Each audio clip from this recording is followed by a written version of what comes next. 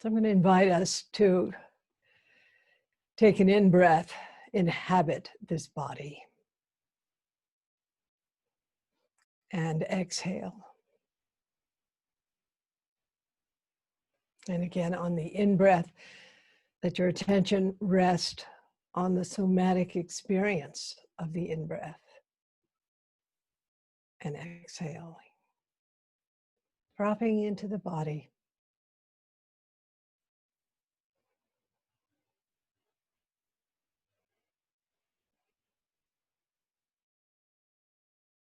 And finding a posture that exemplifies the qualities of mind, the qualities of heart that we're endeavoring to cultivate.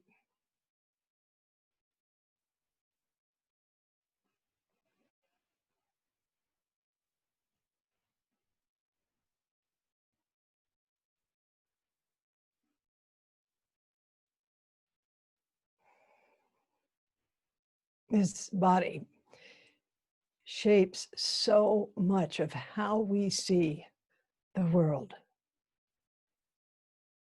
And our views shape our values. Our values shape our behaviors.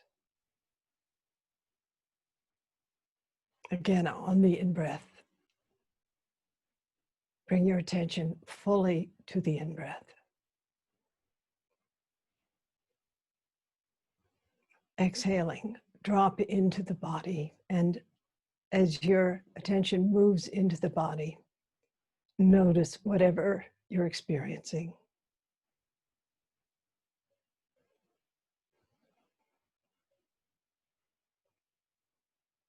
Not judging.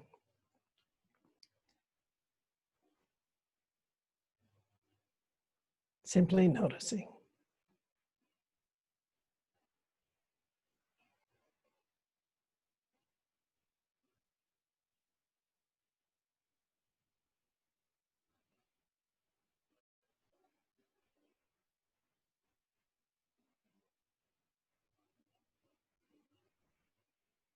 And notice whatever emotions or what emotion you might be experiencing in this moment.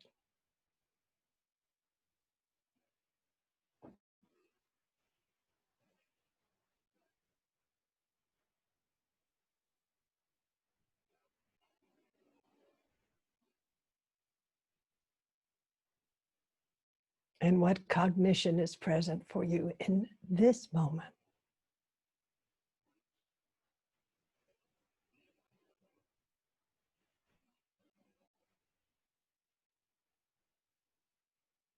And again, this absence of judgment, but allowing yourself to be comprehensively aware of your subjective experience of body, heart, mind.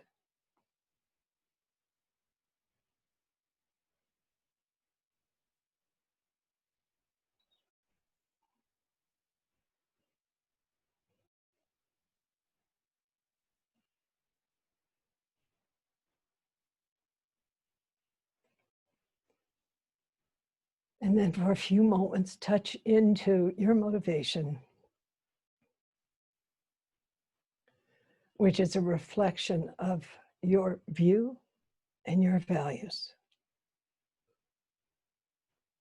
Why are you here?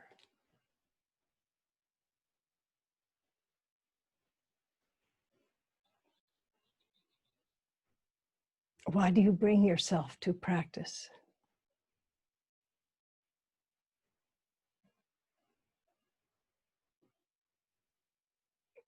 Can we not turn away from the truth of suffering,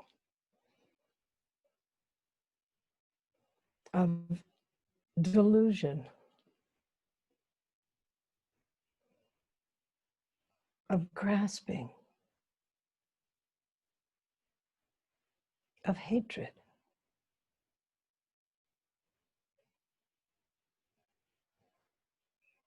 I just allow myself in this moment to turn toward Minneapolis, George Floyd.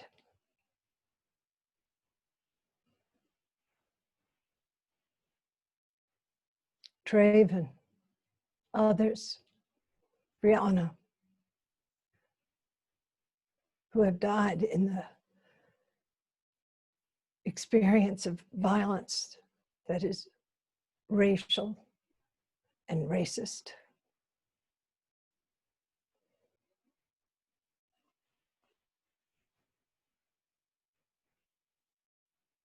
We're in a kind of charnel ground at this time. Do not turn away from it. Practice in it. What is it to wake up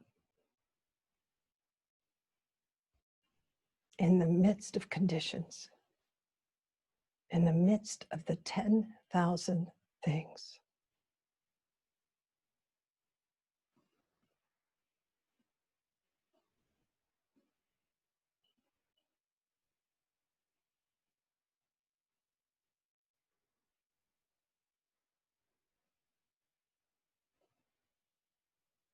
And see if we can allow ourselves to drop into this deep resolve to end suffering in this world.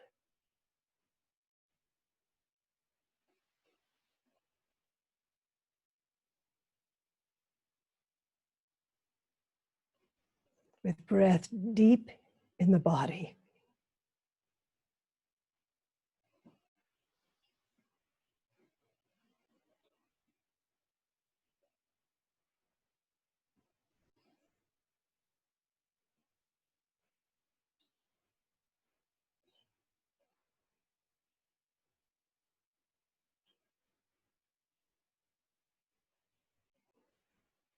And allow this sensibility to move into the background of your awareness.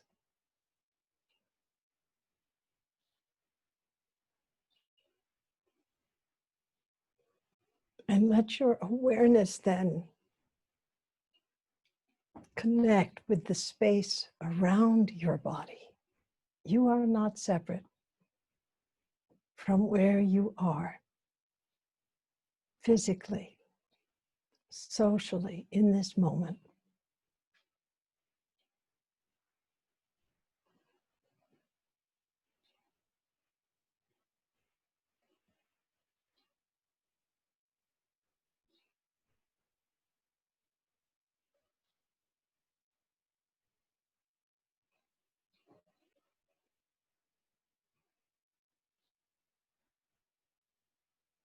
Allowing this experience of your awareness to actually inhabit not only your small subjectivity,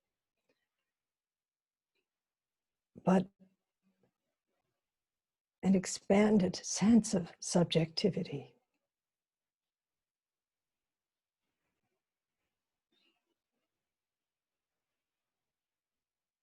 A subjectivity that is radically inclusive.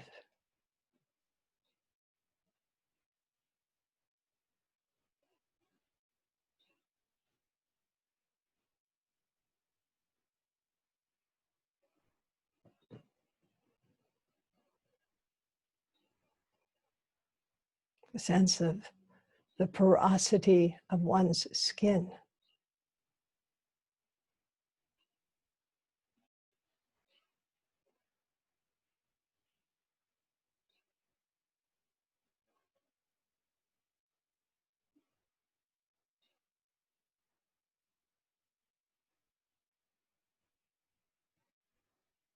And still breath deep in the body. Grounded, present, and also inclusive, not separate from.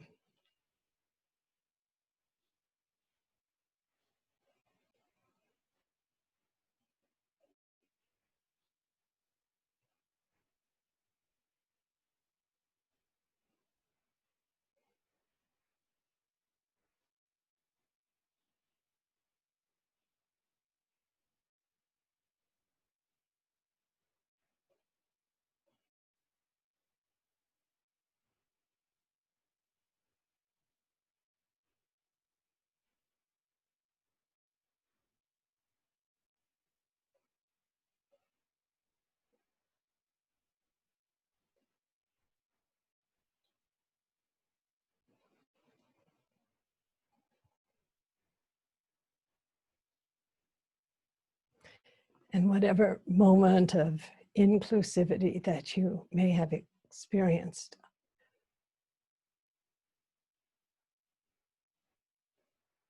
Please dedicate it to a world that feels so separate at this time,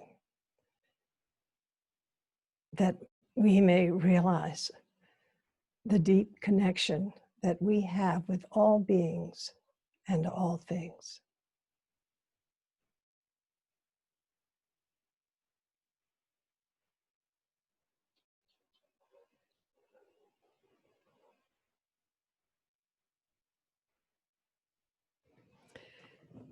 Thank you for your practice.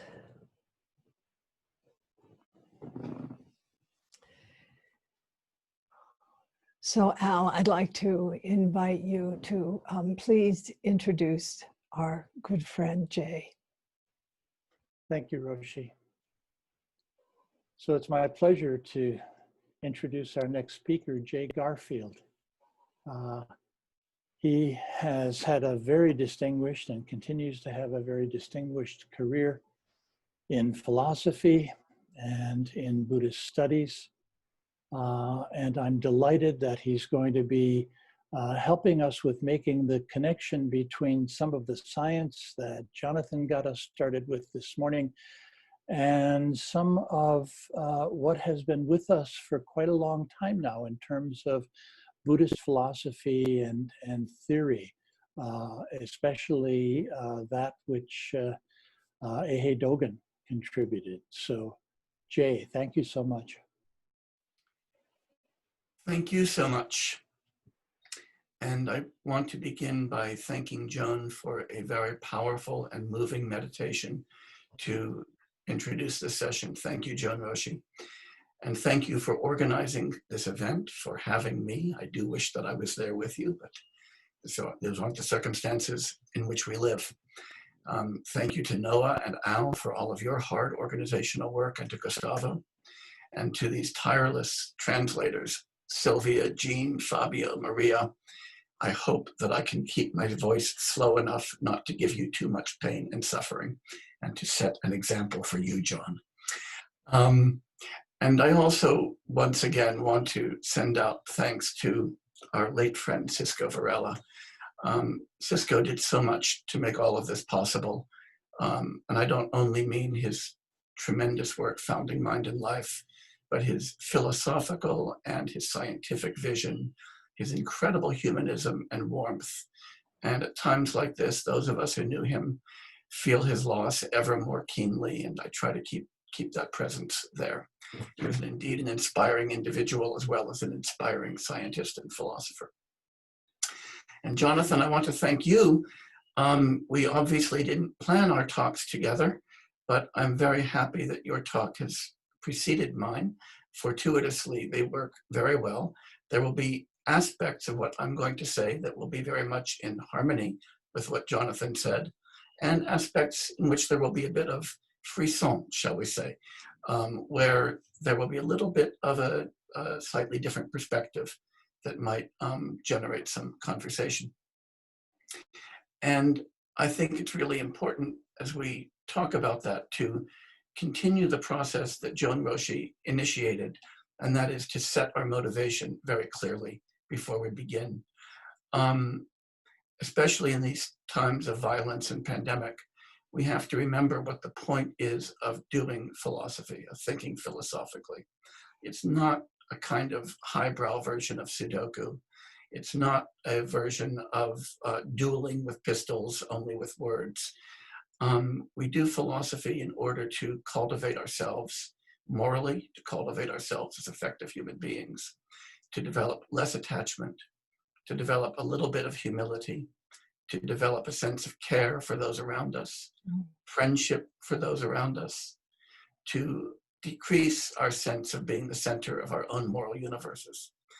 And so while sometimes in philosophical discourse, we find ourselves disagreeing with one another, disagreement is not competitive, it's not pugilistic, it's the attempt to work together and rub ideas against each other to generate just enough spark to get some light and hopefully not too much heat.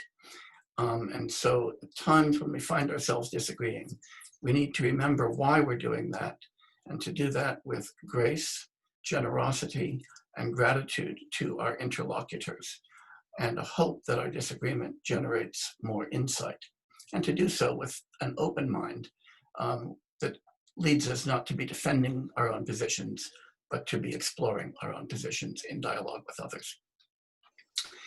And I'll begin by highlighting one of the areas in which there might be a little bit of disagreement coming up.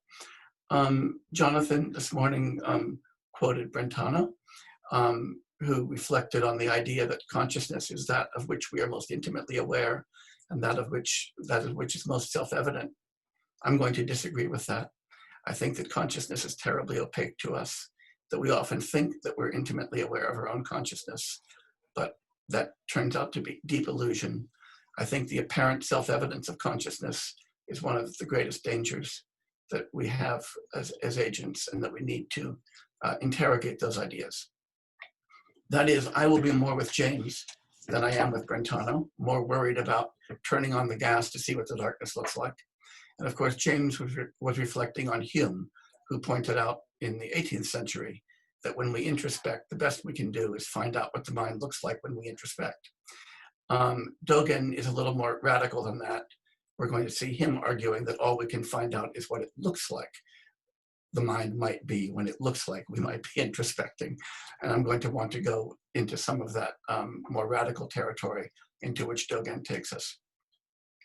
What I'm really talking about today, and the reason that I'm talking about it, is the root of samsara, the root of suffering. Because those of us who spend time with Buddhist texts come to think eventually that suffering is grounded in attraction and aversion, and that attraction and aversion in turn are grounded in primal confusion. And that if we're ever going to do anything to alleviate the suffering of the world, the first thing to do is to attack primal confusion, which is very difficult. And I'm going to try to take us into one area of primal confusion that I think is especially difficult because it presents itself not as confusion, but as insight.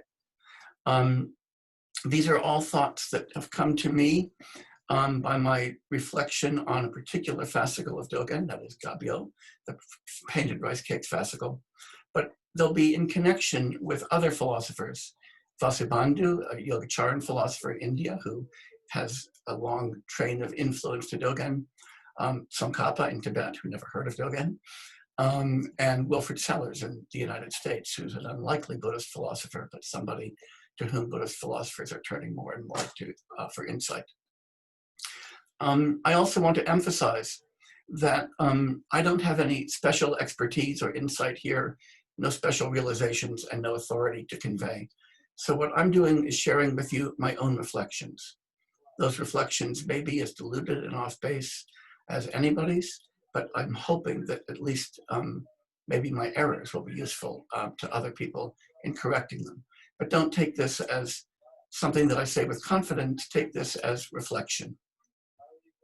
So what I want to convince you of is that illusion is deeper and more problematic than we tend to realize, even when we are reflecting on delusion.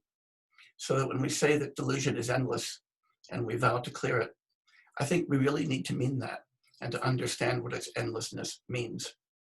And so I'm going to begin with a little bit of background to Dogen's fascicle. The Linji master Shangjan Shishan, who lived in about the 9th century, was allegedly challenged by his master Guishan to say something about awakening. And Shangjan Shishan went back to the texts and scriptures and read and read and thought and thought and thought. And it said that finally he responded, "A painted rice cake cannot satisfy hunger." Now I should pause here. When we talk about a painted rice cake, we're talking about a painting of a rice cake. I once was teaching this fascicle to students and I wondered why anybody would want to put paint on rice cakes. That's not the idea. We're talking about a painting of a rice cake. So Shangjan Shishan said, "A painted rice cake cannot satisfy hunger." Now, it's said that he attained awakening later on. not through anything discursive, but because he heard the sound of a tile fragment knocking against bamboo while he was sweeping the ground. And these are often juxtaposed. So the metaphor in its original home in, say, 9th century China sounds like this. The surface of things, that stuff that we talk about conceptually and express in language, doesn't get to reality. That's just painted rice cakes. The rice cakes themselves, on this view, are somehow deeper, may be accessible in some non-conceptual direct perception or some non-dual experience, that we shouldn't be satisfied with the painted rice cake of scripture. We should go to the real rice cake of insight. And that's the way this was originally deployed. And you can understand why somebody might think that. I also want to emphasize that that metaphor can be extended, that is the 9th century version of the metaphor, because we might think in terms of inner and outer, an outer world of painted rice cakes and an inner world to which I have immediate, intimate experience that's real rice. Of object and subject. We might think the third person perspective on the mind is nothing but paint, and the first person perspective has real rice. All of these are versions of that particular way of thinking. And that particular trope became standard for quite a while.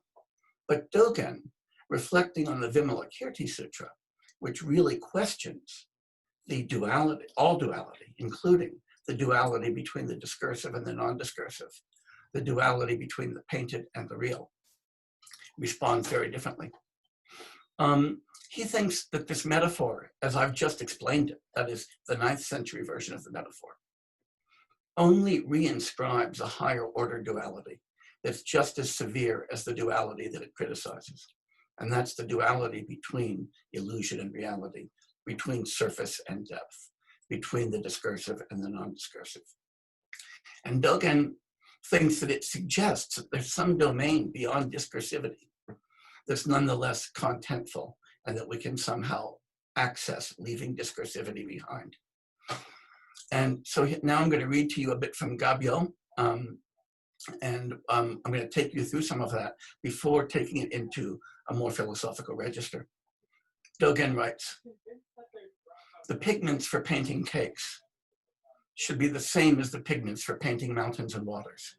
That is, we use blue cinnabar to paint mountains and waters, and we use rice flour to paint painted cakes.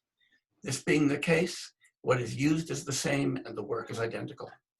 This being so, the painted cake spoken of here means all the pastry cakes, vegetable cakes, milk cakes, roasted cakes, steamed cakes, and so forth. All of them are paintings. We should realize that all paintings are equal, the cakes are equal, the dharmas are equal. For this reason, the cakes appearing here, I can't say this slowly or loudly enough, the cakes appearing here are all painted cakes. When we seek painted cakes other than these, we will never meet them, never bring them out. Nevertheless, it's not that they show signs of old age or youth, not that they leave traces of coming or going. Here in such a place, the land of the painted cake appears and established. We live in the land of the painted rice cake. A painting of a rice cake, that is, according to Dogen, delivers an illusion. But an illusion is just something that exists in one way, but appears in another. A painted rice cake appears to be a rice cake, something that could satisfy hunger.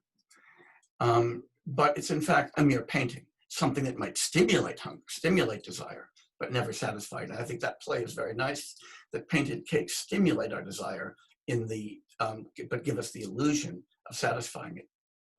Dogen here is claiming that there are only painted rice cakes.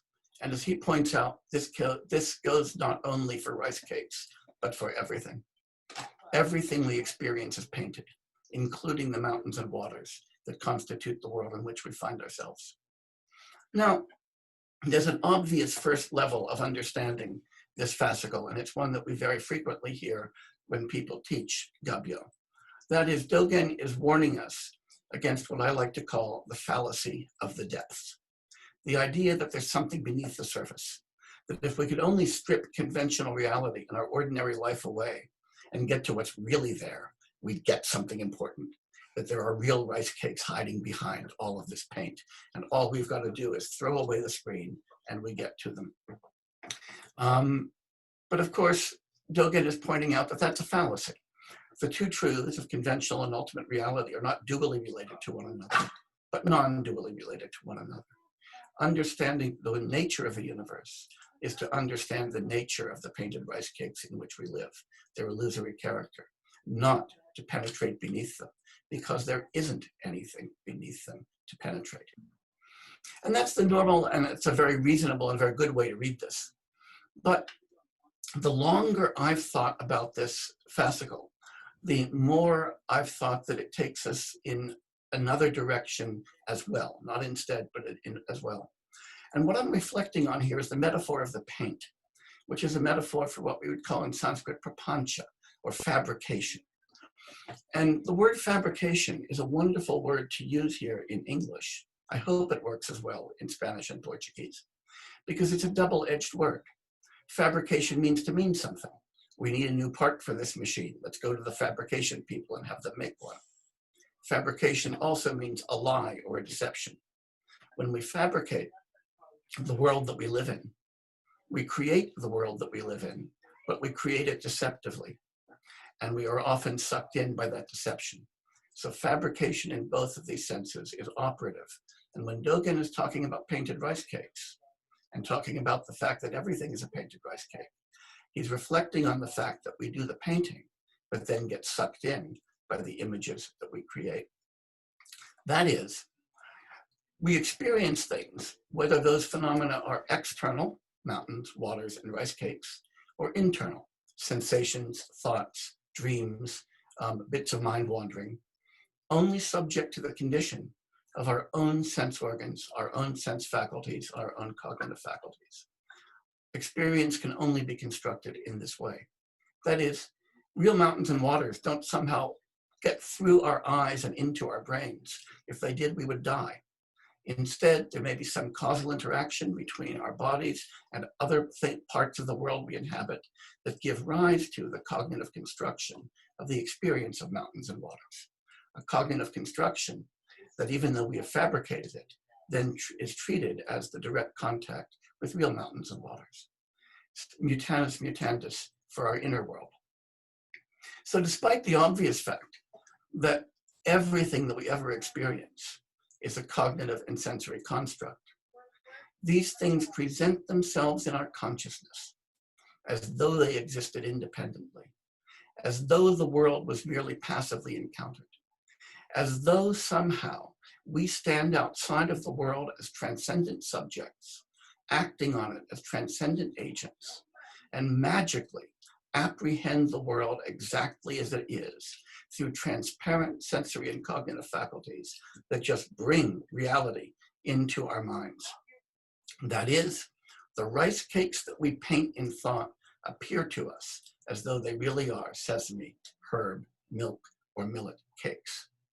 So we fabricate in both of these senses and we get taken in by our fabrications.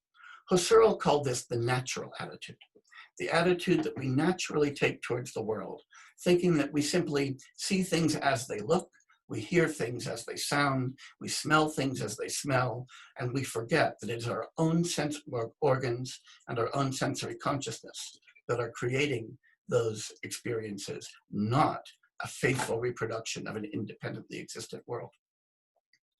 The fact that it's a natural attitude does not, however, mean that it's a healthy attitude. It does not mean that it's an accurate attitude. There's a lot of things that are natural to us that are terrible, that are terribly undermining. Racism might come naturally. That's not an excuse. Anger might arise naturally. That's not an excuse. And the perception of the world and the perception of our own inner world as existing just as we experience it might come naturally to us, but that's no excuse. So this delusional aspect of perception, and this is where I want to go under the title of cognitive illusion, obscures our own minds as well as the nature of the reality that we inhabit outside of our minds from us. That is, Dogen is pointing out, and Gabriel, and I'm going with him here, that there's nothing special about the inner. There's nothing special about the first person or the first person perspective. The inner world and the outer world are not dualistically distinguished. We inhabit a world of which we are part, not a world against which we stand. We don't reproduce an outer world in an inner theater. There's nothing special about our access to our own states that's different from our access to everything else. In our cognition and perception, we tend to implicate subject-object duality, both in our self-understanding and our understanding of the outside. We paint ourselves as rice cakes, just as we paint the external world as rice cakes. You might ask, though, what about attraction and aversion, these roots of suffering? They appear to be directed towards real things, not illusions. I want real rice cakes. I want real Mercedes-Benz. I don't want fake ones. Dogen, when he considers this, bites the bullet, or he bites the rice cake. And here's Dogen's response to that. Dogen says, this being so, if it's not a painted cake, it has no cure that satisfies hunger. That's because if it's not painted hunger, it never encounters a person.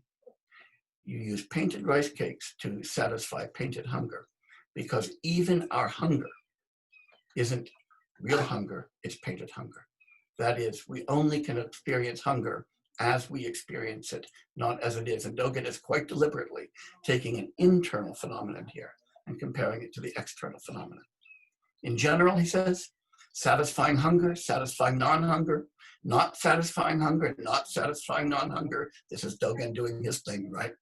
If they are not painted hunger, they're not attained, they're not spoken of. You have never seen anything but a painted rice cake or a painted sensation or painted hunger. We should study for a while the fact that this is a painted cake. That is really good advice. I've been studying this fascicle for years, and the longer I spend time with it, the more that it teaches me, not only about Dogen, but about almost all of the philosophical reflections that I've been having. So Dogen is trying to remind us that our hunger is objects, and we ourselves are all painted. All of experience is and can only be illusory in this way. We fabricate it, we don't encounter it. Of course, fabricating it means we construct it, and so it's real as fabrication, but it's also a real fabrication. And this is true despite the fact that when we think about illusion, we always have in the back of our mind that there must be something beyond that illusion. Dogen would like to disabuse us of that idea. That brings us back to the surface reading. Illusions, these illusions aren't illusions we go behind. They're illusions we appreciate as they are. We have to inhabit an illusory world because there's no other world to inhabit. And so this, I think, is the fundamental paradox of human existence as put by Dogen, and it connects to the fundamental paradox of consciousness that Jonathan discussed earlier this morning. Not only do we live a life that's completely immersed in an illusion that we ourselves create, but we can't even imagine what a reality other than that illusion could be. And that's because, and this is one of Dogen's deepest insights, the very idea of reality is illusory. That's the point about not going below the surface. So this takes the paradoxical nature of human existence just about as far as you can take it. And one of the things that I love about working with Dogen is that Dogen takes this route with his eyes wide open. Very often people think that when you encounter paradox, you've encountered a problem. Something's gone wrong, because after all, the world has to be consistent and our lives have to be consistent. I would just ask anybody who reacts that way, which deity whispered in your ear and promised you a consistent world and a consistent life? I'd like to be introduced to that deity, but I'd be very suspicious of her. My view is that life has got to be paradoxical, and that the more we appreciate the nature of that paradox, the closer we come to living effectively in it. Now I'm going to jump straight to the 20th and 21st centuries from Dogen, and then I'll cycle back to much earlier period in India when I come back to Vasubandhu. So Jay, Yes. just take a breath here, just for a moment, so we can absorb a little bit. Okay. And give the translators a breath. Okay. Am I talking too quickly still?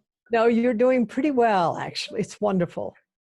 But I also want to give the translators Breath. a moment for an exhale. Okay. John, you're paying attention, right?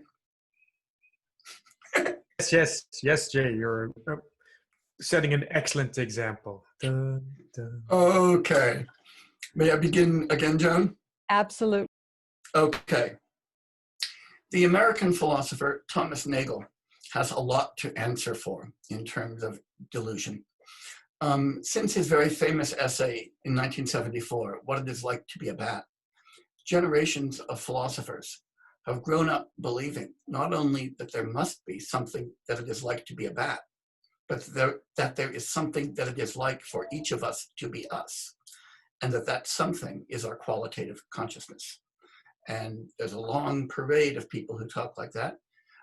Some philosophers, some psychologists, some people in Buddhist studies who talk about what it's like to be me and what my inner life is like. I really worry about that language.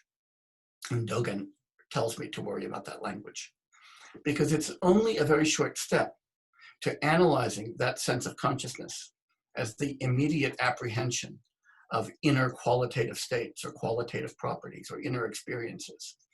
And a short step from there to a view about experience that says, I only experience the external world in a mediated way, mediated by my sense faculties, mediated by my cognition. But, as Brentano puts it, I have immediate, intimate experience of my inner world. That duality between inner and outer, that distinction between the way in which I experience the inner and the outer, is the pernicious distinction that Dogen is trying to warn us against, and that I think he's right to warn us against. And Nagel's language entices generations of us into thinking that way, because then we begin thinking that our own subjectivity is better known than the external world is. We think that the real rice cake is in here, and the painted rice cakes are out there. Now, we can talk about what things are like. There is something that a yellow mango is like. It's yellow, it's oblate, and it's sweet. To say that is to ascribe it perceptible properties. There's something that middle C is like when it's played on an oboe. We can also list its perceptible properties. And when we focus on the object, we characterize it. To the extent that it makes sense to think about experience in terms of a subject-object structure, a duality. And I'm going to criticize that in a little while as well, because Dogen also has things to say about subject-object duality, though I'll be going through Vasubandhu on that. But for now, think about experience as having a subjective and an objective pole as it presents itself to us. When we're characterizing what things are like, we're characterizing the objective, not the subjective pole of that experience. Bats, as Nagel correctly observes, use sonar to perceive the world. Their objects, the objects of bat experiences, are thus perceived through a sensory modality that we lack. And so they perceive sensible properties of insects that we don't. If bats could speak or characterize their world, they could tell us what a moth is like. And they would characterize it differently from the way we would, because they are sensitive to different perceptible properties. They would tell us what a moth is like, though, not what it is like to perceive a moth via sonar.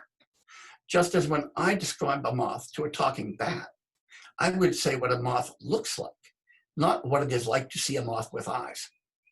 Each of us is describing a moth and describing its perceptible properties, but its perceptible properties are relative to the kind of perceiver that we are, because we are embodied, embedded beings, and we in bats inhabit different slices of the Bhava chakra, and so have very different experiences. That doesn't mean that I'm telling the moth what it's like to see, or the moth is telling me what it's like to use sonar. That's the Nagel sleight of hand. Nagel's sleight of hand, as Wittgenstein put this idea much earlier, the decisive move in the conjuring trick, the one that makes all the difference but that we don't see happening, is to convert the idea of what the world is like for a bat to what it is like to be a bat. And that's to confuse the object with the subject. And that then asks us to assign perceptible properties to our own subjectivity as opposed to the objects that we experience. It is so easy to accept that invitation. It is so almost irresistible to think of our experience as constituting an inner domain populated by inner experiences that we have immediately, with which we are intimately and indubitably involved, and to contrast that with an outer domain of objects that we know indirectly. It is almost irresistible to think that the real rice cake is inside, even if the painted rice cakes are all outside. The problem is it's not easy to be cogent once you accept this invitation or succumb to this temptation. Because when we start reaching for the predicates or the properties that would characterize that inner experience, all we come up with are the properties of the objects. When I've described the mango to you, I've described all I can say about my experience of it. And so if you ask me, as Nagel wants you to ask me, what it is like to be me, you ask me to describe consciousness itself, apart from any object of consciousness. And there is no such thing, because consciousness is always relational. Consciousness is consciousness of something. It arises from the contact of mind and cognitive capacity and sensory organ with object. When you subtract the object, you lose the complex, and there's nothing left to be characterized. Now, I can imagine people saying, when Garfield talks this way, as a kind of illusionist about consciousness, and I've been called a lot worse names than that, believe me. I've been called a behaviorist. I've been called a nihilist. I have been called a zombie. They tell me that I am reducing our lives to the lives of zombies. That is, beings who might appear to be just like us, but who lack any of our beautiful phenomenal awareness. I agree with that charge, but I don't think that reducing ourselves to zombies is a bad thing. I've never met a zombie I didn't like. Because the only sense that it would make to level the charge of zombies as though it's a bad thing is to think that there's a real difference between zombies and us. That zombies are just like us, but with no inner experience. That, of course, turns out to be completely incoherent, because it only works if zombies really are functionally and cognitively just like us, with all of the beliefs and thoughts and desires that we have, but without the experience. But if you think that our experiences cause our beliefs, then you have to think that zombies' experiences cause zombie beliefs. And so you can't have zombies being just like us, but without experiences. Or you have to think that we're zombies. Take it either way. I think the idea that there could be beings just like us in all respects except experience makes no sense at all. And that means that if you think that there's something missing when you take out this subjective pole and this what it's like to be me, that I've turned into a zombie, you have succumbed to Dogen's worry of thinking that there's some real rice cake deep in your mind and zombies have only painted rice cakes. Dogen reminds us it's paint all the way down. There's another problem with qualitative properties or properties of inner experience or properties of subjective experience. And that is, they're entirely epistemically idle. That is, if we had them, we could never know them. Phenomenal realists, people who think that there really are these kind of inner qualities of consciousness with which we're immediately in contact, take these to be the things we know most intimately, most immediately, with the greatest certainty. That is Descartes, that is Brentano, that is that entire tradition. That's also Husserl, whose presence in our inner lives we can't possibly doubt. So they think that while our perception of external objects might be illusory, or due to hallucinations, or non-ideal situations, our experience of perception is immune from such illusion. As Jonathan put it this morning, to think that even though I might not know that there's an elephant outside of me, I at least know that I'm having an elephant-like experience. Maybe that was you, John. Now, if there is such an experience, though, this kind of special inner experience, there's got to be a class of objects there that we experience. Phenomenal states, phenomenal processes, and some mode of consciousness of those states and properties, what's often called phenomenal consciousness. But there are at least two problems with this idea. The first problem, of course, is to have this kind of knowledge would be for us to know that we're not zombies. But we can't know that we're not zombies, because if we are zombies, we would believe that we're zombies and that we have qualitative experience, since zombies have all the same beliefs that we do. And otherwise, there's no difference. So that's one problem. I mean, the issue is this, that when we experience the blueness of the sky is what we know as our objective knowledge, not any inner blue phenomenon, not inner blue properties, not inner blue experiences. We know the blueness of the sky. That's where perception comes from. The second problem, though, is, and this is a somewhat deeper and more extensive problem, and I think is one that takes us to some very profound insights from the Madhyamaka tradition that come over into the Chan tradition. We need some account of how that knowledge could come about. And when we try to provide that account, we run immediately into the fact that knowledge is a normative idea. Knowledge is an idea that involves justification. Knowledge is an idea that when we know something, we can give reasons for it, we can justify it. And that's why knowledge is a public phenomenon. As Chandrakirti points out, knowledge and the instruments of knowledge belong to loka vyavahara, the ordinary world of everyday transactions, where we have practices of acquiring knowledge, questioning knowledge, justifying knowledge. And the criteria for correctness of knowledge claims are public. This is something made in so many different ways, a point made in so many different ways in so many different traditions. In India, we find it in the Madhyamaka tradition.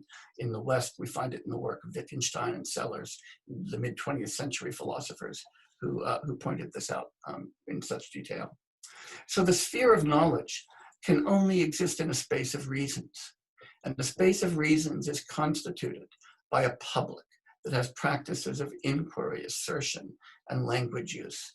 And that means that the things that we know are public things, things that we can inquire about that are accessible to first persons as well as to third persons. This is why conventional truth is so important. And this is why the great Tibetan philosopher Tsongkhapa remarks that if you disparage the conventional truth, you disparage the ultimate truth. You do that because what you've done is you've kicked the legs out from under the entire enterprise of knowledge when you decide that somehow conventional knowledge, conventional truth are second best. Knowledge requires normativity. Normativity requires collectivity. And that requires that we be able to talk about the things that we know as publicly available things. That's why the practice of science is so important. That means that this special kind of inner experience that's supposed to be so private and that we're supposed to know so intimately isn't even a candidate for knowledge. It may be a mechanism by which we gain knowledge, but it's not something that we know. It's entirely epistemically idle. If we have this special phenomenal consciousness, then we could never know it. We'd have to know that we're not zombies. And whatever it is that we confuse with it is just more paint. An inner painted rice cakes, not external painted rice cakes. But now I can imagine the phenomenal realist, maybe the ones in front of me, asking the question, but don't we know our own experiences and the properties that characterize our experience in introspection? Whenever I look inside and ask myself, what's going on in my mind? What am I sensing? What am I thinking? What am I feeling? I agree that we can look inside and we've got very effective introspective and interoceptive faculties. And we can see, we can report on what's going on. But we need to be clear about what we know in inner perceptual experience and how we know it.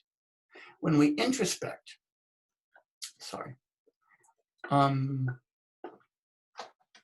we find the experiences that correspond to the awareness of contents of perceptions.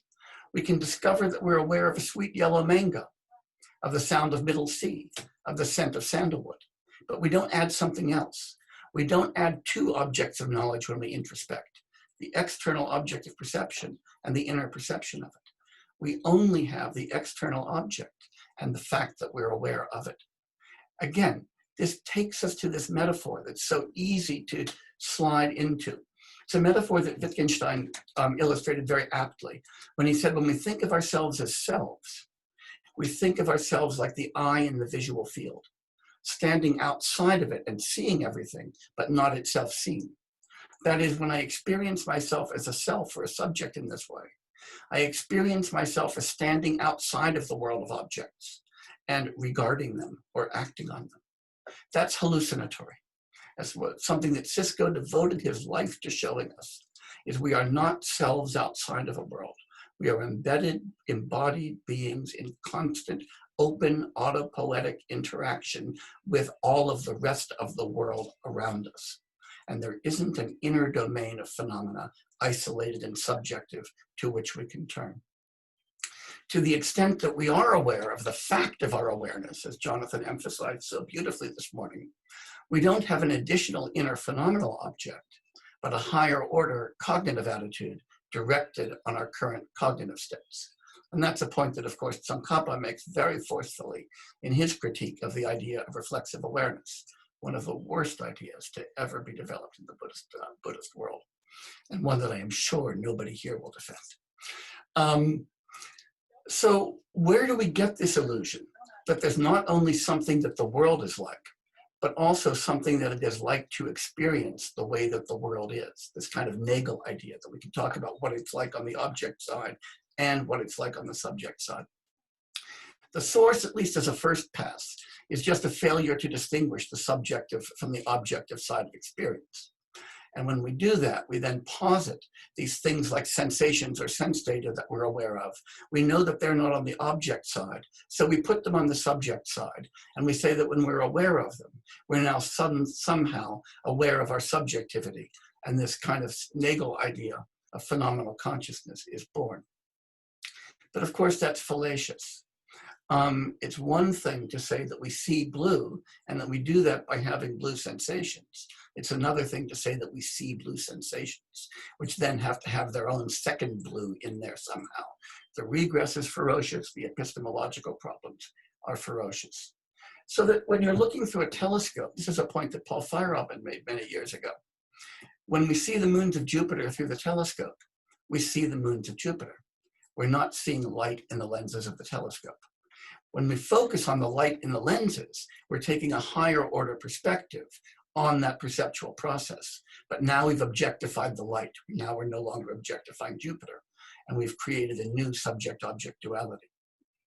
I think that's important to see, because when we turn to the question of non-duality and to the experience of the inner, things become very pointed indeed.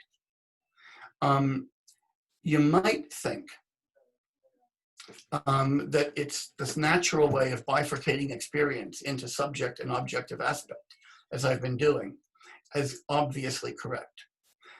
Vasubandhu called that idea into question powerfully. And he did that not through trying to articulate some kind of mystical dissolution of consciousness into a formless void, but rather through the observation that whenever we experience an object, whether it's external or inner, we experience it as having three distinct natures. An imagined nature, a nature as being dually related to us, being independent, external from us, other than us, and that's the natural attitude, as Husserl would put it.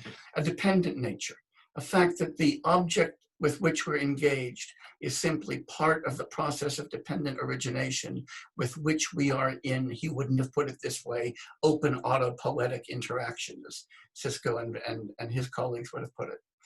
The dependent nature simply is the nature of our experience as part of the flow of dependent origination. And then a consummate nature. And the consummate nature, he put this way. It's the absence of what we imagine in the dependent nature. It's the fact that the duality that we superimpose in our experience, the subject-object duality that with which we thematize our experience, and that constructs the paint, that's something that we do, not something that we find. One way, if anybody ever asks you, what is primal confusion? Here's what it is. It's confusing something we made with something we found. We make the subject-object duality. We make the perceptual properties. We make the distinction between ourselves and the world. We don't find those. Those are cognitive and perceptual achievements, but they are achievements that are so subtle, so automatic, that they are occluded from us and that obscure the very nature of our own experience. So when we turn to our own supposed inner world, when we turn to what we're thinking to what we're feeling. We do that by making our own experiences objects to ourselves. When we do that, we reinscribe the subject-object duality in the inner world. We experience our own psychological states and processes as they are imagined. That is, we're turning on that gas to see the darkness when we do that. Not as they are, but as they're imagined. Hume made that point so beautifully in the introduction to the treatise, when he said, whenever I introspect, the best I can do is to catch my mind as it is when I introspect. I don't catch my mind, as he put it, in its natural state. So Vasubandhu's point is that any awareness we have of our inner states is itself an imagined nature of those inner states. The phenomenal realist wants there to be no gap at all between appearance and reality when it comes to experience itself. How could there be that gap? Sure, the world external to me might not be as it appears, but at least my own experiences can't be any different from the way they appear. Vasubandhu says, not so fast. If you're experiencing them as objects of your consciousness, you're experiencing them as mediated by your inner sense, mediated by your introspective faculties. That is more painted rice cakes. You think there's something that our inner objects are like. There's only a way that we take them to be. Now, on this view, the bifurcation of experience into the subject and the objective that's required to think about phenomenal consciousness is itself illusory. It's itself a fabrication. It's itself massive cognitive illusion. So this Indian Yogacara analysis that I've been talking about shows us that phenomenal realism and the idea of this domain of the inner to which we have intimate, immediate access is just another form of what Wilfrid Sellers called the myth of the given. The idea that there's some level of our experience that is immediate, immune from error, given to us as opposed to constructed, and that that level of experience constitutes a foundation or transcendental condition for our knowledge of everything else and for our experience. If we learn anything in Buddhism, it's that there are no foundations.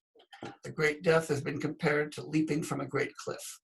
It sounds really scary, but until you remember that nobody has ever been hurt by falling, you only get hurt if you hit the bottom. And if there's no bottom, there's nothing to fear.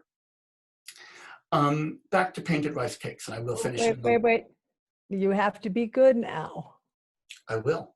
I will. And that means to observe the discipline of time. I have one more minute. Okay. I've got one more minute to say. Back to painted rice cakes. This is the illusion that we have, the painted rice cake illusion, or at least that we could have, unmediated knowledge of something, that our subjective world is, or that it could be, better known than our objective world, that there is a special first-person perspective, and that there is an end to delusion. That is the delusion, that we stand against the world as subject and agent, but that we don't stand against ourselves in the same way. By holding out that possibility of immediate self-knowledge, we alienate ourselves from the world, we forget our embodiedness and our embeddedness, and we end up having no place to inhabit at all. Thank you. Jay, thank you. Thank you.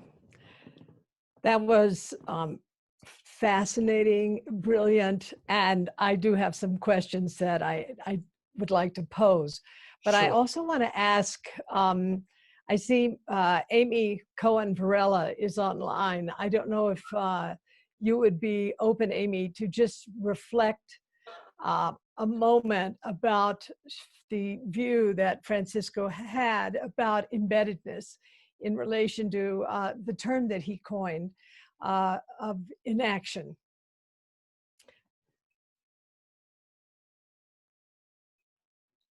I think Amy might appear. Let's see, there she is. Good morning. Hi, Amy. Good evening, Amy. You look beautiful. So I know, is this okay? Hi here. Well, I'm not really ready to give you a discourse on inaction, but I should tell everyone that I'm confining myself, as we are in France, in our house in the south of France, and behind me you see a small part of Francisco's library. So I hope that that will seep over into everybody's consciousness. I just am blown away, Jay, by your the arc of your talk and the number of associations that it brings in terms of questions of dualisms and polarizations, and I guess you could say collapsing those dualisms. And I am still thinking about this beautiful gloss on Nagel's What Is It Like to Be, which is kind of a second degree, third degree, or maybe even fourth degree gloss on exactly what he's doing there. In terms of inaction, I'm sort of beginner's mind on inaction.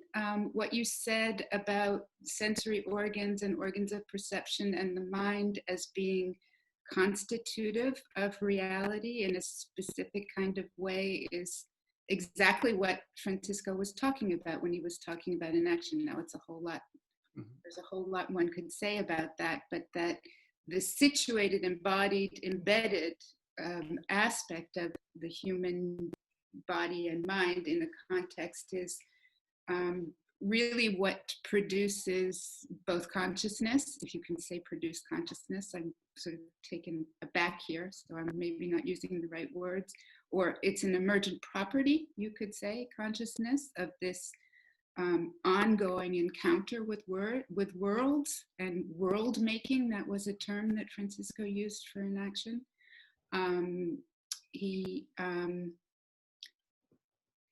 For an anecdote, on our first date, I think I can say this in public, he explained this to me by pointing to a dog on a walk that we took and said, that dog doesn't have the same number of rods and cones as you do.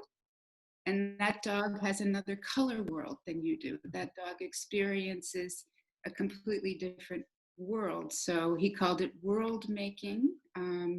He based on this idea of groundlessness that you so beautifully exposed, I guess you could say, at the end of your talk.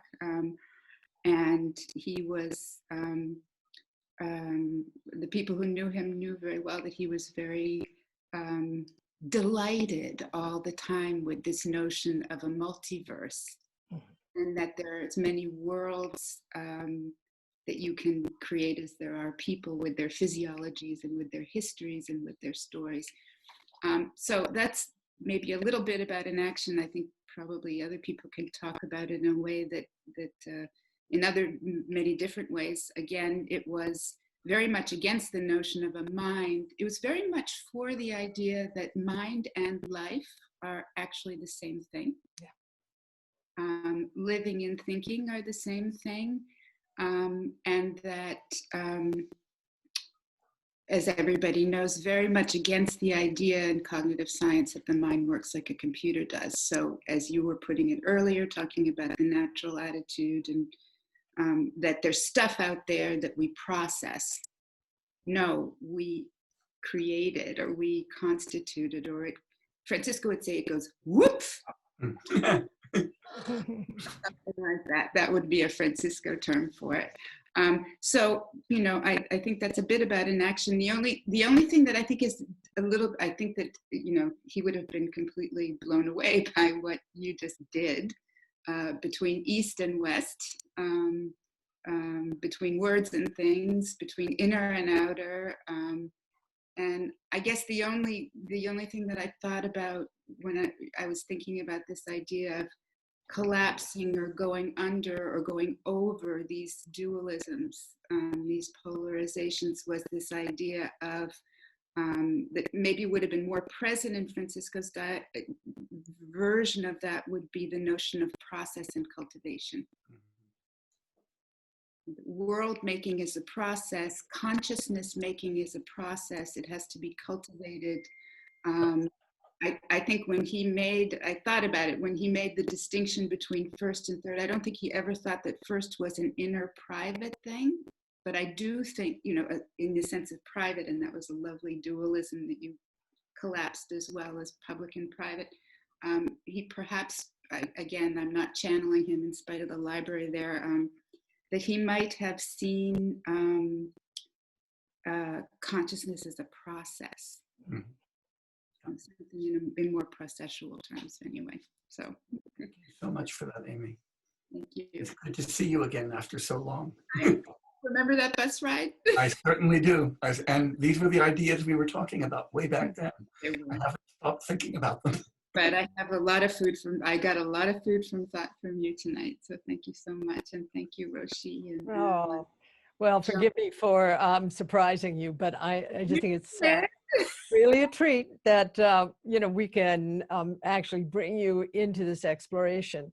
One of the things that I think is important is to contextualize these views, these perspectives in relation to what's happening in our world today.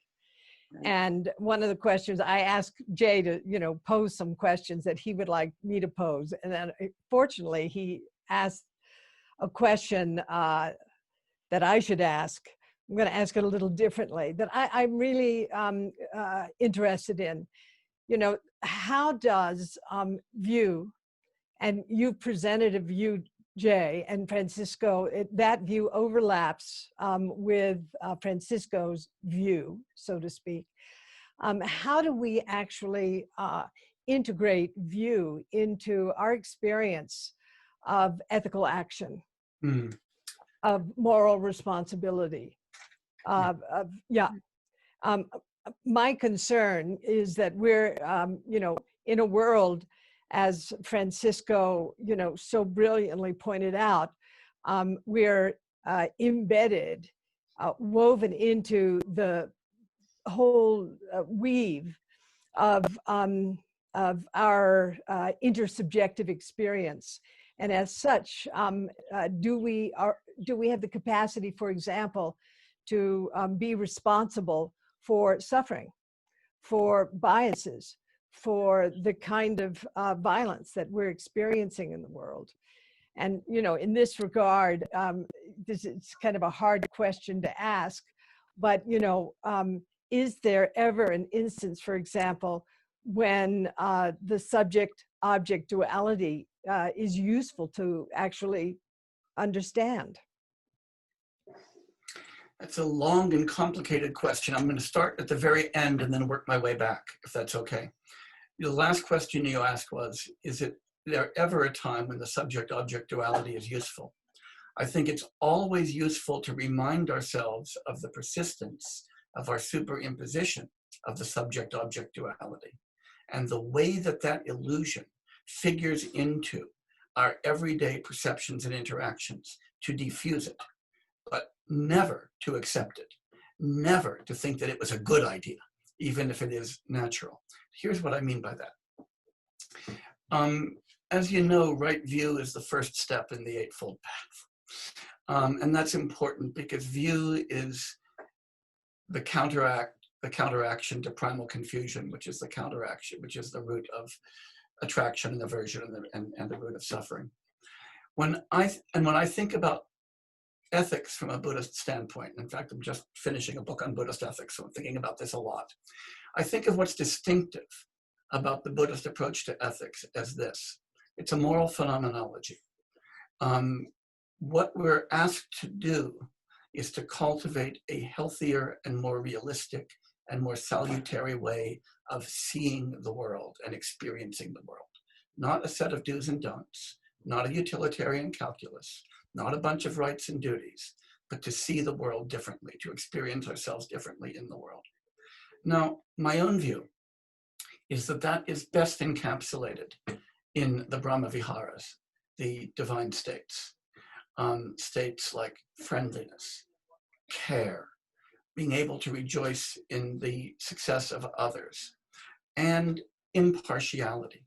And when we put those four together, what we have is a way of seeing our world as morally decentered. We don't see ourselves as occupying the ethical center pole with everybody else arranged as to how close they are, how far they are from us. Same color skin, different skin. Same language, different language, and so forth. We see a world that we inhabit as opposed to a world that we stand over and against. Now, everything I've been talking about so far today has been kind of on the psychological side of that. It's what it's like to see ourselves as standing outside the world and as against it, as opposed to seeing ourselves as embedded and embodied within the world. That's a different way of seeing it. Let me just ask you then, it's just a simple question. How do you think the inactive view relates to ethics? The inactive view relates to ethics in the following direct way. It allows us to see ourselves as intimately, causally, and conceptually connected to everyone around us, and to not occupying any special singular place, the place of subject or the place of agent, but just as parts of an interdependent world. When you see the world that way, it is impossible to see that world with hostility. It's impossible to see that world with attraction and aversion. You can only see that world as a world in which you inhabit. So I think this transformation of view has enormous ethical significance. Yeah. Well, thank you. I really appreciate this, because I think that sometimes an action is decontextualized out of the structures of society and the environment, and or made somewhat abstract. And I see an action exactly the same way. I see it as an ethical perspective. Mm-hmm. And process, actually. John, I'd be interested to hear a little bit from you about what we've been reflecting on. Well, I have a neighbor mowing a lawn, so it might be a little No, might be a it's bit of fine. background noise, Sound is but fine. so I think Jay's in a playful way said, knowing whatever uphold reflexive awareness, knowing my talk is about that tomorrow. And we have certain points of disagreement that came out here. But I think one of the things that's really great about what Jay is talking about, that, is really worth kind of underlining and emphasizing, is the mistaken idea that somehow attending to experience means attending to what's inside. Mm-hmm. That this idea that somehow we are like, there's an outside, and then what we do is we turn inward.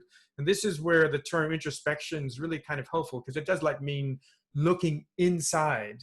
And essentially that's just an objectification of self, right? That's just making this into as much of a world as that is, so to speak. So that move is not the move that philosophers like Vasubandhu are talking about, but it's something that it's something other contemplative traditions will say, so that when we talk about the collapse of subject and object in some other contemplative traditions and philosophies, it really means that the object world collapses into the self.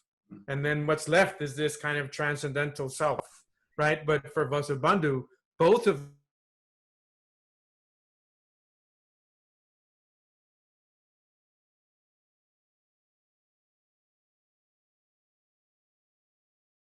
emptiness, which I actually wanted to ask Jay about that. But the point here is that it's not, like we're kind of, everything's collapsing into my mind. No, it's that whole duality where mind and world, that's the problem itself. That's what needs to collapse. There is some, if I could ask you, Jay, actually, I mean, one thing that might, I could imagine our audience being a little confused, because you said, for example, that consciousness is always consciousness of objects, which means even more so that knowledge, of course, is about objects, since it involves justification. But then also Vasubandhu says that what we have to, seeing as he calls it, seeing things as they are, truly are, seeing the ultimate, so to speak, has to be a non-dual experience, would seem to be, maybe on your definition, not conscious, because the awareness of that awareness is supposed to be a non-dual awareness, which means that it's not an awareness of an object. So I'm a little, some in the audience might be confused too. That sounds like you're saying if you don't have an object, you're not conscious. But Vasubandhu is a philosopher who says that, in a sense, to counteract, I love this term, primal confusion, by the way, great term. To counteract primal confusion, you have to have moments in which we experience without subject-object duality, and that counts as knowledge for Vasubandhu. So I'm a little confused there. Right. Thank you for inviting me to clarify that, John. because as I was working through the talk and suddenly realizing that speaking at this pace, I was only able to articulate half of what I hoped to talk about. That was the section that I skipped. So I thank you for now bringing it back in. So when we look at knowledge and consciousness through the lens of the three natures and the three emptinesses theory that Vasubandhu is taking, and this is coming really, as you know, John, but people in the audience might want to know, from the Samdhinirmochana Sutra, the Sutra Unraveling the Thought, in the 6th and 7th chapters, where this is all articulated in great detail. Vasubandhu is vamping on that in the text that I was talking about, which is the treatise on the three natures. We have to distinguish between consciousness as we experience it, that is our knowledge as we experience it, subject to the imagined nature, and as it is in the consummate nature, right? And so I began the entire talk saying, let's just take subject-object duality for granted right now and ask us about the danger that that leads us to into thinking we can have this special knowledge of the subject. And that's the danger that Vasubandhu is worried about. That's also the danger that Sellers is worried about. That's the danger that Dogen is worried about. That's the danger that I'm worried about. Because what we get out of a dualistic model of knowledge is the idea that one of those poles, the subject pole, is privileged, intimate, immediately available, and all of that. So what I was trying to do was to show that that is incoherent on its face. So that's to set aside, about halfway through the talk, that model of knowledge, and then say that when we look at the relationship between the three natures, the imagined nature is the projection of subject-object duality. And I don't think we have time to do the whole elephant right now, but it is the projection of subject-object duality. The dependent nature is that open flow of dependent origination, of which our bodies and the bodies with which we interact and everything else that's going on are a part. The consummate nature, right, that's the one that we've got, that we're trying to get to, is always defined both in the Samdhinirmochana and by Vasubandhu as the absence of the imagined in the dependent. The fact that that subject-object duality is illusory. So that does mean that knowledge, say in its primordial state, consciousness in its primordial state, whatever that would mean. And again, you've got to be careful to think that somehow we have access to that, right? If to the degree to which we have access to it, more paint, right? But this is to remind us that everything that we're saying about consciousness when we talk about subject and object is painted. And part of the illusion that we discover when we look at that paint is that it gives us the mistaken idea that one of those poles is immediately known and the other is known through mediation.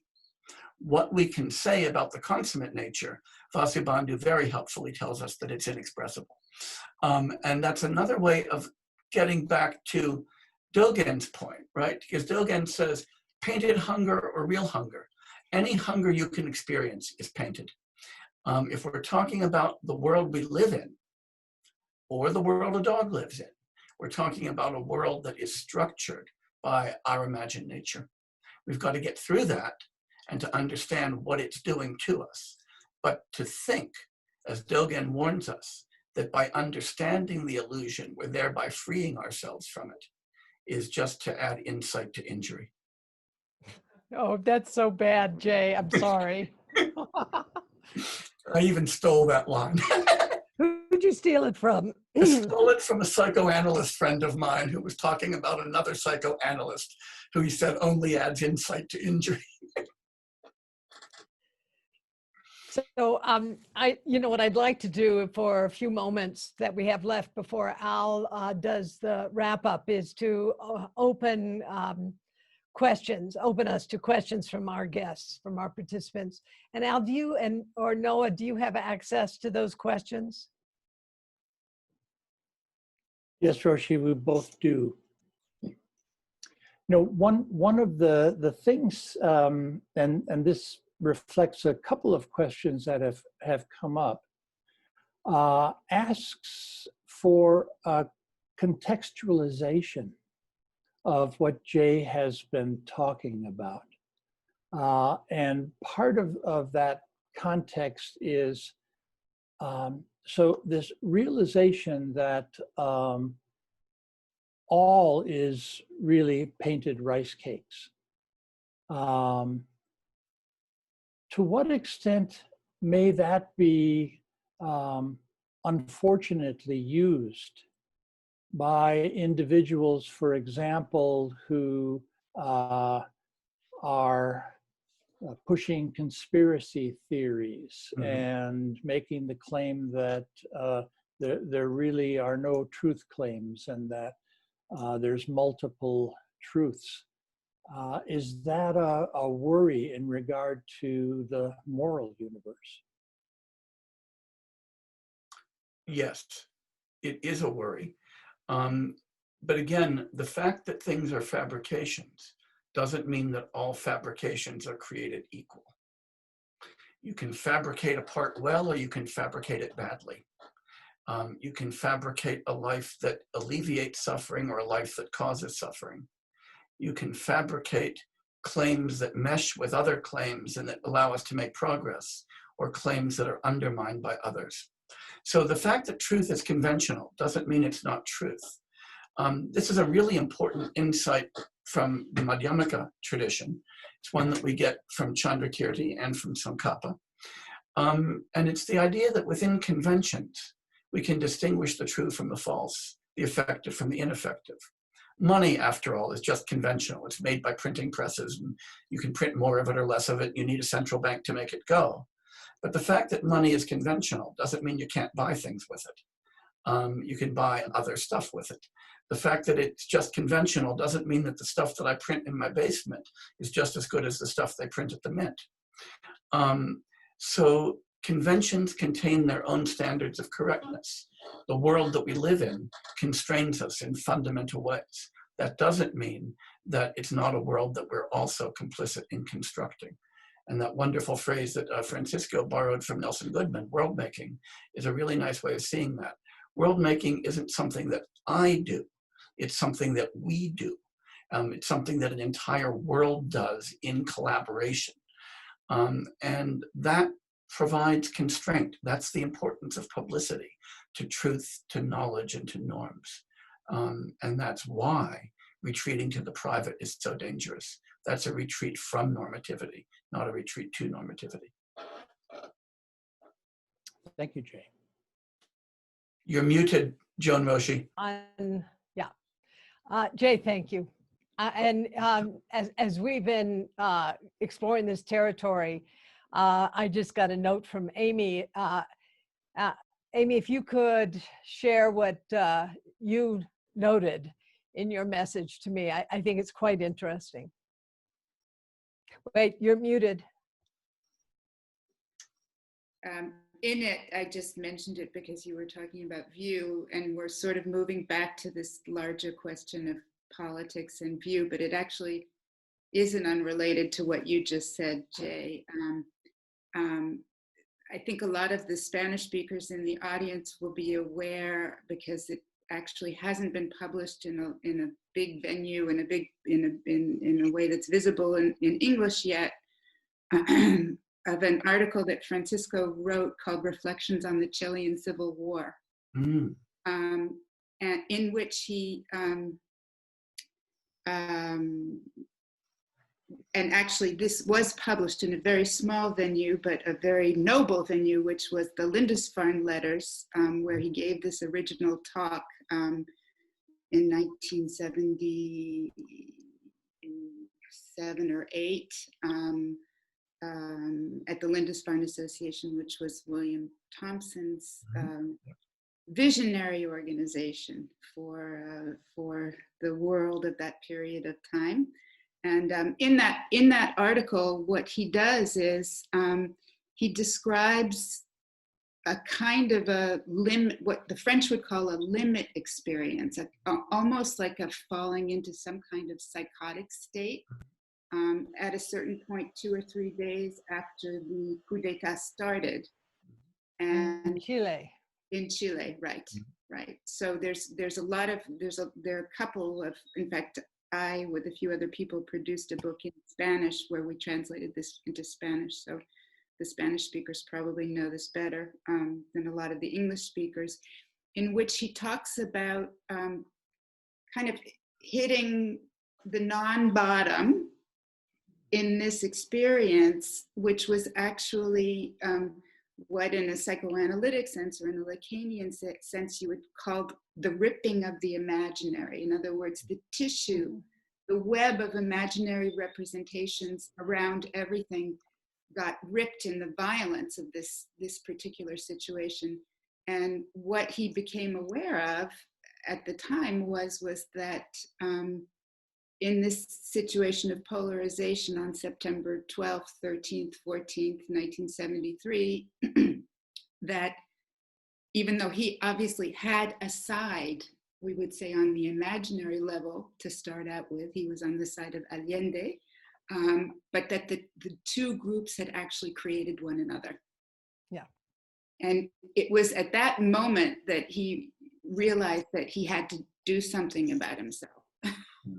So in some senses, we're talking about a sudden realization of the co or interdependency of polarization in the political field, and the emptiness of that. Yeah. And the quasi-psychotic feeling of having the whole web or cloth of imaginary meanings that we donate to the world and that we integrate, that make up our history and make up our vision, that ripped. And so I just thought it might be an interesting point for those of you, a kind of a biographical point on Francisco, because he rarely was very biographical, but he was very clear about that there was an experience, and it was an experience of polarization that over a series of days where he was alone with a group of people who were hiding, cultivated something, and came to that realization or that view that then ultimately became the embodied mind. It's kind of a key biographical element to an action, I think. So that was. And I think it also, it was so congruent with the Buddhist view. Yeah, well, actually in the article, and I think our Spanish audience, Spanish-speaking audience probably knows it, he says, it took me a little while to find the Buddhist view, but when I found it, I recognized it. There was a recognition. Wonderful. Amy, thank you. And also Jay and John, I want to thank you both for your reflections. I would like to just invite Noah, who has a question, to be the final person to offer a question and to see, what you all can learn from Noah's question. Noah. You didn't even know what my question was. I'm afraid it's just a beginner question. Jay, as you went into discussing awareness, Did it you seemed... turn your video on, Noah? He's on. Please. I'm on. Oh, he's on? Okay, I see good. him. Great.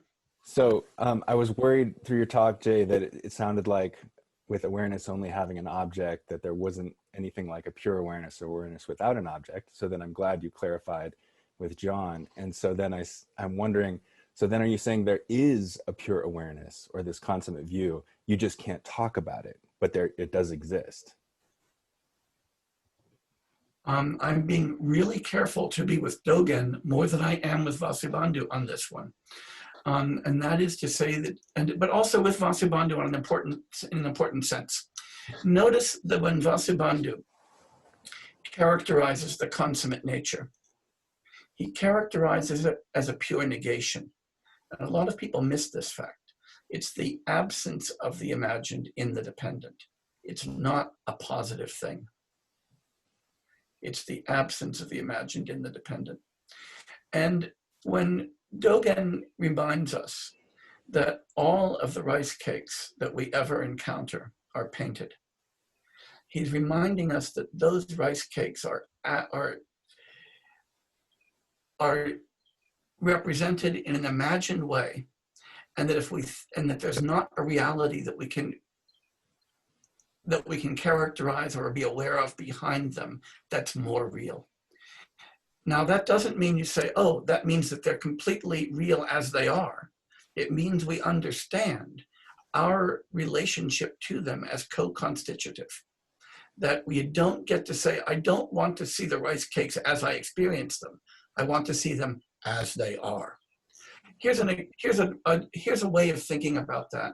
It's very curious that Cisco used a similar analogy on your first date, Amy, because it's the way that I always introduce Yogacara thought to my students in class. I say, suppose that my dog came in here right now. For us, the world we inhabit is a world of visible volumes that feel like something, sound like something, smell like something, taste like something. But we're visual first things. Our brains represent the world as visible things that have other properties. Dogs have a much smaller occipital cortex than we do, and a gigantic olfactory bulb as a proportion of their brain.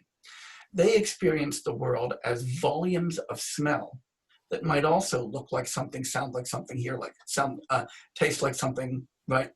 But they're experiencing a world of volumes of smell. If I were to ask the question, all right, but who sees the room correctly? Is it me who sees all these visible objects, or is it the dog who sees volumes of smell? You recognize the moment that you ask that question, how stupid it is, right? For the dog, there's only the world that it constitutes of volumes of smell. For me, there's only the world that I and the world around me constitute of visible volumes, visible forms, right?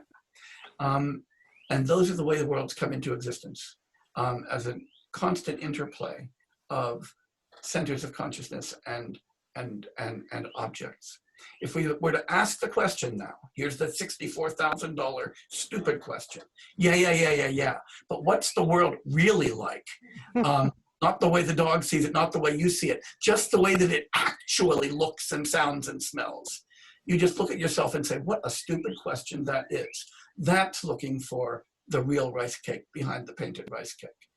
That's the fundamental error that you construct when you think that what I want to do is to get behind delusion to reality, instead of recognizing that I live in and cannot live outside of a world of delusion. Well, thank you, dear Jay. Now I'm going to ask Al to complete this extraordinary session this morning, and then to invite us to meet again at 3. But Al, please. Thank you, Roshi, and thank you so much, Jay. Really a very engaging talk. We've heard two different kinds of perspectives about what I think are really quite similar kinds of themes this morning. So I'll pose a few questions that maybe while all of us are chewing on lunch, you can also chew on these questions. So to what extent might it be that when we are lost in the kind of mind wandering where we have no even intermittent meta-awareness, are we actually caught up in the delusion that we are not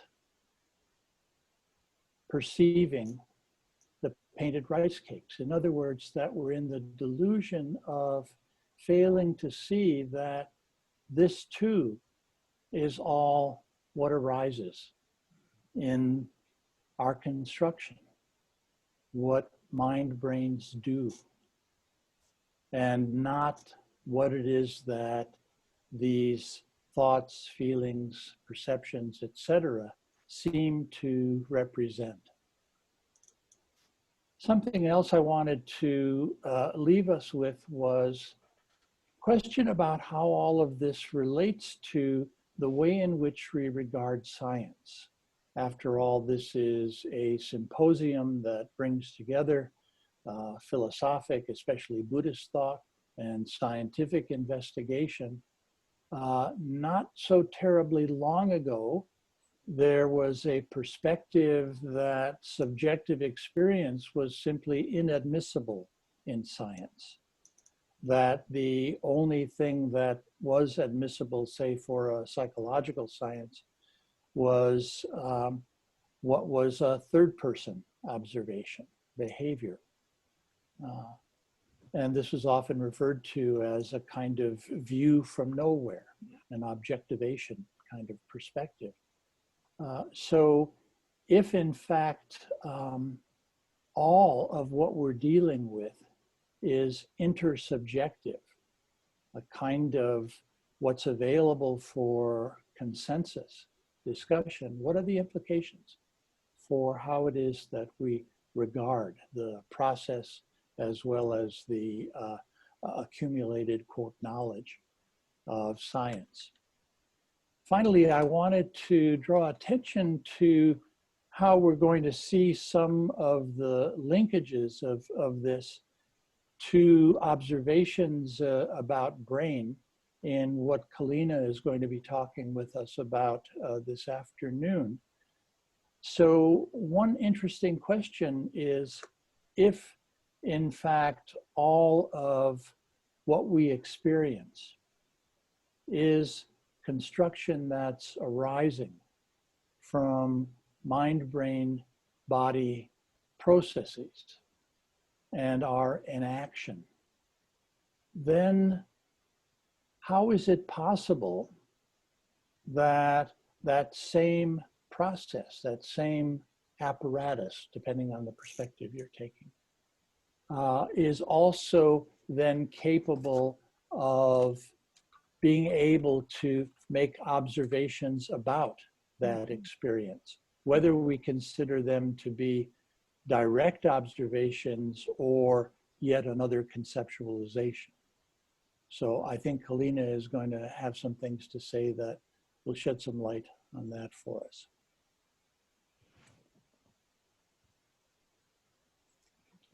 Al, thank you. So we will regather Mountain Time at 3 o'clock, and Al will lead the meditation for a short period of time. And then Kalina will do her presentation. It's how conscious mental states arise. I think this follows really wonderfully on what Jonathan presented this morning, and you, Jay, your reflections, Amy, and also John, and Al particularly, thank you. And Jay, I am going to be sharing this with those studying Gabbio, the Gabbio fascicle. I think it will be very illuminating. Thank you so much, everyone. We'll see you at 3 o'clock Mountain Time. Thank you.